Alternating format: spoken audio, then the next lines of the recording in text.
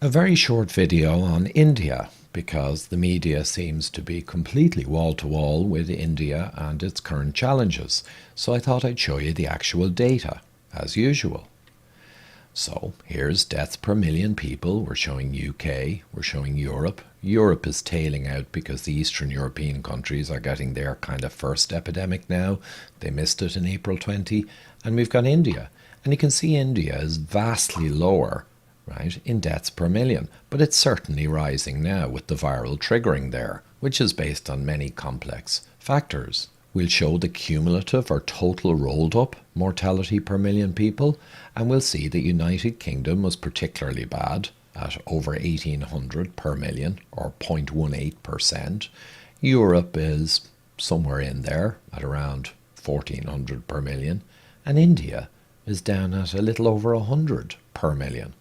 So it's vastly lower than the others because these have headed fast to endemic status, whereas India has not triggered before. Even with no lockdowns and no masks, they never triggered. That's the complexity of the virome. COVID, from all the data, looks like it's got a max range of around 0.15% or 1500 per million, approximately, mortality. A bad flu would be nominally in this region here, maybe 400 to 600 approximately deaths per million. So COVID's worse. No argument there. Maybe 2 or 3 times worse, Professor Levitt would suggest, and I'd agree. But why are we doing what we're doing relative to a bad flu? Now that's a different question. India may indeed head up to this zone, sadly, over time. May very well happen. Or they may end up medium, we shall see. But what's happening in India cannot be used to terrify the endemic countries, and yet it is. So India may move up in rates over the next year or so, we shall see, but nothing we do will change that. And remember that India stayed almost clear for over a year with no lockdowns and no masks, even though they had the virus present. So the rises are viral triggering. Remember that, not the magic sauces we apply. So what's the real world mortality impact? And I'll show you the data again. What I just showed you was PCR badged with and from COVID. Very misleading numbers. So Diamond Princess showed us the true numbers back in February 2020. Around 0.1 to 0.15%. And this was in a Petri ship, right? A massive incubator. They were all stuck in there. So you get to see the long-term rates likely to occur. Sweden is 0.03% after 2 full seasons, right? That's the actual extra mortality over what you would expect, 300 per million, overwhelmingly aged. So Sweden, with no lockdowns and no masks, made out extremely well in the real metric. Europe is around 0.08% or 800 per million. USA is higher at 1300 per million. And there's a question mark around kind of lockdown-induced lack of care. Mortality is buried in here too, but also USA has massive metabolic issues. So, of course, SARS-CoV-2 is going to hit harder because it basically leverages insulin resistance and leptin resistance to cause the most havoc. Israel is very topical because of their mega rollout of meds, but they actually only were around 200 per million in total. They actually had relatively little problem in the first place, as it happens. And Taiwan, Japan, with no lockdown. Taiwan is below mortality expected, it's negative, and Japan is a little above. So between the two of them, they're around 0% in terms of actual extra mortality over normal. That's the facts. And Professor John Ioannidis had made this clear. Last October, the WHO put his paper in their bulletin, and he said 0.23% or 2,300 per million is the ultimate kind of fatality rate. He updated it in April to say 0.15%, and it'll keep dropping because this is antibody based and it kind of overestimates the real world impact over time.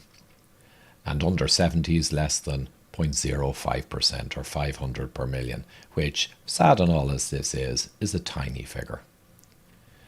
So let's go back again briefly and look at the cumulative mortality for the countries. COVID, as we just showed you, 0.15% is a reasonable band of where it will arrive after a couple of years. Bad flu would be more like this. So a bad flu is not as bad. Though in many countries a bad flu has turned out to be worse. But on average it's not as bad. But look what we're doing for this one. India may, as I said, end up moving towards this zone over time. But that won't change anything in the data. And using India as it moves through its viral triggering to terrify these countries that have reached this kind of endemic leveling off, right? That's propaganda. And to show you some propaganda, the other day this came out, COVID surge swallowing people in India. And look at the pictures they have, New York Post. But actually that picture comes from 11 months ago, from a leak at a gas plant. So this is the tip of the iceberg. There's no holds barred, essentially, and to misrepresent the data and the scientific reality in this way is essentially propaganda. And sadly, we have the media on government coin all over the world and pushing the sensationalist narrative and using examples like India, right, to browbeat and terrorize their own local countries who have reached endemic status and are in a different universe, right? That can only be described as propaganda. I ask you in the comments below to suggest what else it is. So finally, one last look.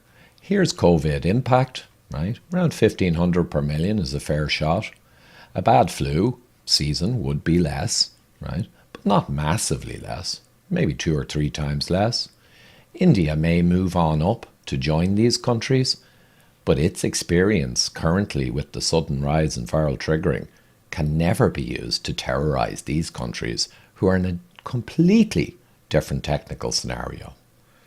And I leave you with a cartoon from the early 2000s and have a look at it and kind of contemplate. We have a situation where the media now no longer does investigative reporting.